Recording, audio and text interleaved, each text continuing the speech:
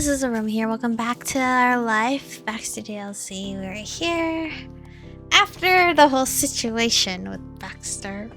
Baxter wasn't wearing black and white. Yep, pretty weird. Wow. Baxter's wedding planner? Miranda blurted out her own non-sick... What is this word? Sequitur?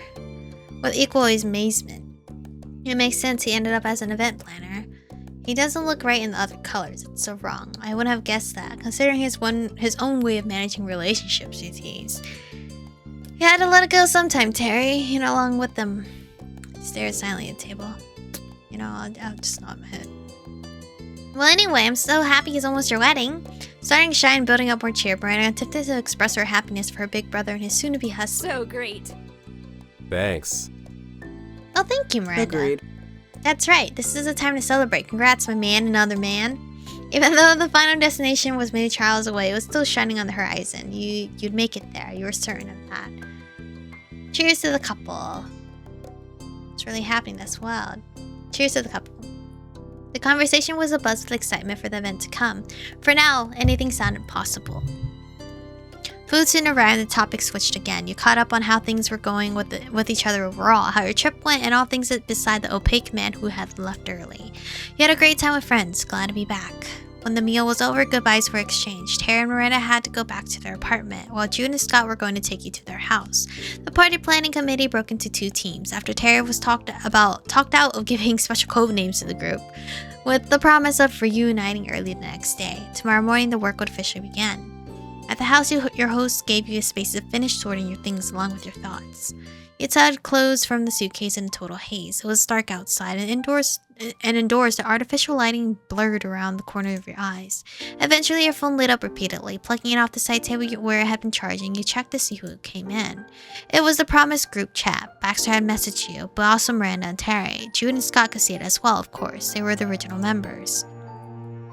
Hello, welcome to the planning channel. This is Baxter. Thank you again for assisting with the wedding prep. Our first meeting is tomorrow at 9 a.m. You can call or text if anything comes up or if that appointment is impossible. See you soon. The short stream of text ended with a copy-paste of the exact address for his office. It was as pleasantly detached as you'd expected from a stranger you had met briefly once, and in the context of him providing a service for monetary compensation. But that wasn't the relationship you had. It could only be ignored, not erased. You hadn't even tried. You kept his number, and after all this time, it had appeared again. This son of a bitch! Baxter's contact hadn't changed. It was the exact same one you got in the summer of 2016. You still had a history together. This son of a bitch. Oh, I would cry. Your fingers began to move before your conscious mind caught up with what was happening. You opened the old logs. Oh my god, no. Why would you do that? Oh no. The last time Baxter had texted you personally was 5 years ago. Seeing the most recent message was nostalgic. It was during the absolutely unexpected trip to the mountain he let you join in on. I'm downstairs. Fuck, are you serious? That's the message? That's the last fucking message I got from him? The final line he ever sent. That had been quite the night. Baxter snuck out the lobby and let you share in a private moment. Oh my god, I'm gonna cry. For a time, it was as if you and him were the only two in the world. You felt like you'd seen who he really was in the light of the fireplace. You'd try to be close with him again. You still liked him. You still wanted to be with him. You didn't know who he was anymore, but you're willing to learn. Being reunited was incredible luck. You wouldn't waste a chance. These are all kind of similar. Things were different now. You just remained entirely professional with him. You weren't sure what to think. No, I still liked him. Or else just seeing him again wouldn't affect me so hard if I didn't still have feelings for the dude. You let out a long, slow breath and dropped the phone. It was impossible to get away from the black and white boy in your memories, or the person who currently existed. An appointment was set to see him in less than 12 hours. He was gone, and he was there. Baxter Ward was simply an inexorable part of your life. You called your big sister to talk about what had happened. You called Cove to let him know what was going on. You guys decided to stop thinking about all this for now. At a time like this, your sister is probably the best person to talk to. From an entirely abandoned contact to one of your most frequently used numbers, you hit Liz's name on your phone. Big sisters were made for moments like these. There was plenty to think about to pass the second as the dial tone played. She wouldn't be attending the wedding. Miranda was her friend, only an acquaintance of hers, and she had never even met Jude or Scott in person. Liz had no idea what was going on over here, and never would unless you said so, and so you would. Your screen changed, she'd answered. Hey sis. What a sound for sore ears, even if she came right out of the gate with teasing you. You survived the journey, that's good to know. Hi. She laughed, and you could easily imagine her tossing her head back. Well, how's it going? That pleasantry was a more complicated question than she knew. It was going, that was for sure, but you got straight to the core point. Jude and Scott, the couple I'm helping, hired a wedding planner. It is Baxter Ward. You inserted as much thrown intrigue as possible in the rushed statement. Her answer was a single flat word. Who? Baxter, the guy who stayed in the not grandparents' condo. I dated him one summer, remember? The monochrome man. The Victorian emo boy. Pepe Le Pew, you know? Oh! seriously? That loser? He's a wedding planner now? Yes. She processed this over a silent minute and concluded it was acceptable. Well, I guess who else would want to spend their time absorbing the fanciest of life events than a guy who acted like every day was a grand ball? Are you gonna be okay? It's been a long time, but there's no deadline for getting over clowns like him. Or would it be more appropriate to say mimes, because of the black and white look? Liz, it's fine, and he doesn't wear only black and white. Alright. I now regret not getting an invitation to that wedding. I ought to be there for this. It would have been nice to have you around. Yes, it would. You two siblings spent more time chatting, but eventually had to wrap things up. You had an early morning on the horizon. After a playful bye little sister, Liz ended the call. You laid the phone down for good. It had been tempting to make another call, but you needed to get into bed. Rest was the priority. It had been an eventful enough day already. You finished your trip there. You came face to face with Baxter Ward after 5 years, and the real work hadn't even started yet. At 8:45 the next morning, the wedding team of 5 crowded into Baxter's office, and crowded was the word. Damn, they were early. 15 minutes early? The first challenge your team faced was where exactly to sit. A single faux leather couch and scattered office chairs that went with desks were the available options. This space was not made for a crew of people, but considering it normally hosted couples, you couldn't complain. Scott, Jude, and Miranda sat in a row, snug on the couch like peas in a pod. Randy's legs were crossed over the cushion, so there was room for Terry on the ottoman.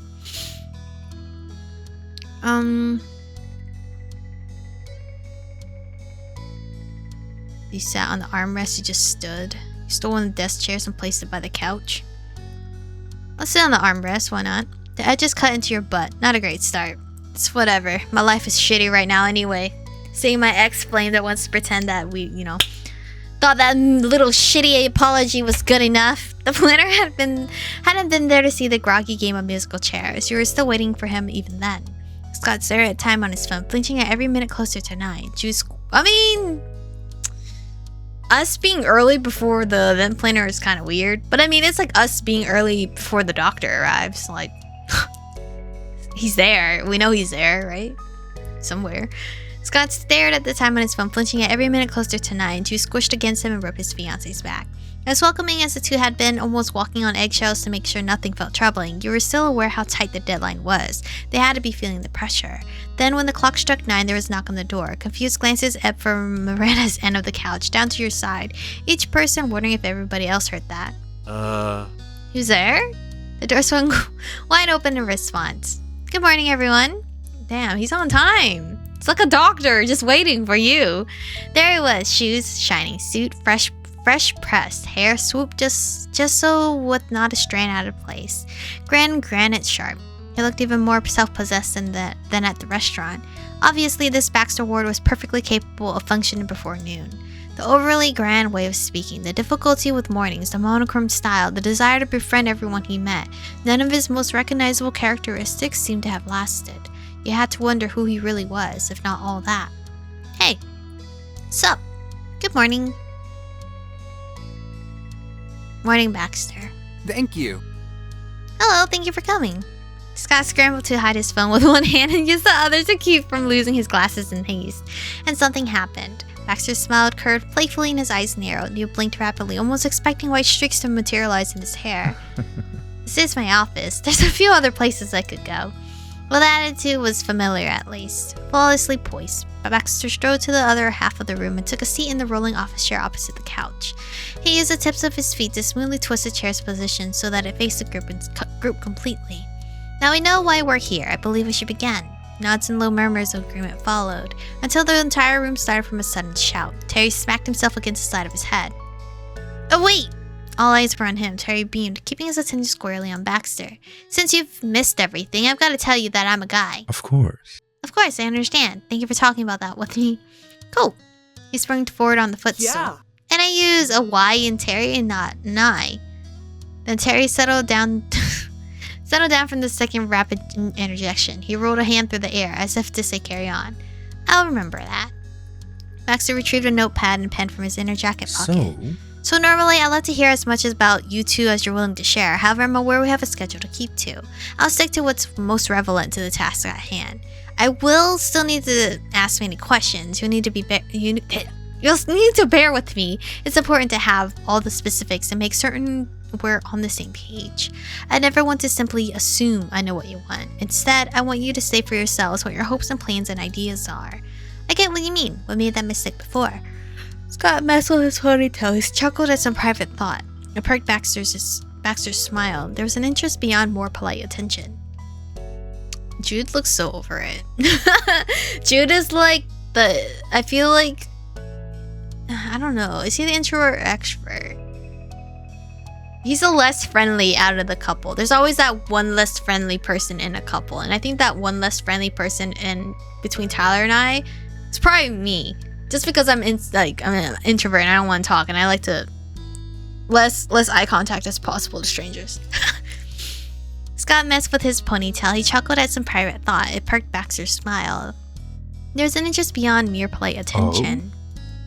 The little hint to continue didn't go unheard. Scott was just that kind of person. If there was an opening to talk, he would fill it gladly. The thing is, Well, we were still long distance, actually starting from before we were even dating. I'd always go on about getting my nose pierced. At least once a year ever since I knew him, I'd talk it up to Jude how this time I was actually gonna do it. Eventually, Jude stopped being convinced that I was gonna do it on my own. He told me if I did seriously get one, he'd do it too, and then we could match. well, I did, and he did, separately in other states. And you can see for yourself, we have different ideas of what getting a nose ring meant. Yep, it was just as plain as the noses on their faces. Jude had a gold horseshoe in his septum, while Scott had 2 golden hoops in one nostril. Now we have almost matching nose rings. Scott clapped his palms against his knees, ending the tale on that note. Jude's bellowing laugh followed immediately. It's good. I like our almost matching nose rings. And hey, now we've got real matching rings. Aww, you guys are so fucking cute. Damn. Let me just leave the room for a second with my heartache. He flexed his left hand, showing off the distinct black band. The 2 men had identical engagement rings. Unable to resist the temptation, Scott filled Jude's open hand with his own. Jude clasped him back. They're a delightful couple. Even a pro like Baxter could see it. Charming. That is absolutely charming. Not to mention a good reminder that even if something doesn't go exactly as planned, that does not mean it's all bad. You hear yourself, Baxter? You taking that advice, Baxter? But of course, I'll do what I can to make the day everything you're dreaming of. You click the pen out. To start off, have we thought of possible surnames? Are either of you going to take the others? Use hyphenation, not make any changes or so on. Yeah. I'm gonna have Scott's last name, Adam. Mr. and Mr. Adam it is. Baxter quietly vocalized the official name while jotting down his first note of the session. And what do you have finished already? A venue and food. And my cousin is a photographer, so that's covered. It's a caterer, that's what we have. There's no wedding cake or any desserts, actually. Not that we need it. Who's gonna starve without a cake? Cove Holden. Thank goodness he wasn't there to listen to such blasphemy. Almost nothing is technically needed to be married legally, but if we can have it, why shouldn't we? Sure, if there's any time. They went back and forth, trading comments and remembering points the other hadn't, huddled close on the couch. It was like watching a meeting between 2 kings and their semi-trusted advisor. Unfortunately, in the middle, it was comparable to kings coming from different countries rather than one ruling together. Their approaches were not the same. The final guest list is done. Invitations were already sent. We've got speakers for music. There's no live band or DJ, just a playlist, and the ceremony and reception take place in one room. We have a runner and podium for the ceremony. The location comes with chairs and tables, but there aren't a lot of decorations done. Laying close and listening closer, Baxter pressed 2 fingers into his chin. Do you know what you'll be wearing? Wait, don't tell me you guys didn't pick out your fucking outfits. Scott's face ping-ponged between his planner and fiance. He stalled. We've got suits. It's not great. Suits we already own, he means. It's nothing special. We haven't bought or rented anything for the wedding, but what we have would work if there's no other way. I see. This sounds like problematic. It sounds very last minute, which Baxter hates, unless this Baxter loves it because it's a thrill to get shit done.